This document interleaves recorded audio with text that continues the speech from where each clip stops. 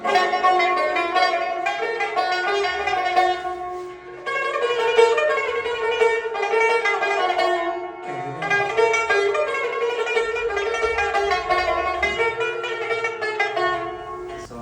hürmetli tar şuna öndeleri bugün yine Timur Usta'nın geldi yine ağamıza bir tarım ettik.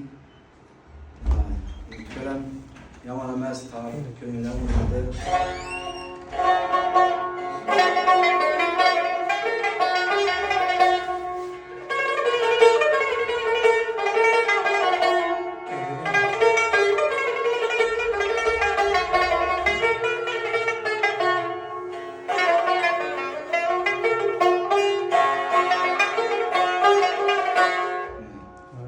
Dilayım kollarınız dert görmezsin, şimdi halkımızın senetkarları şimdi yaş tarlaları düzeltip beriş sizlere nasip etsin.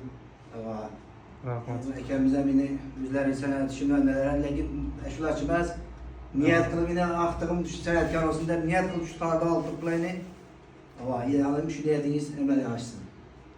Yaşlı güllerinizi diyorsun. Yaktım akıl satar. Ya tüfelen bir yer yok.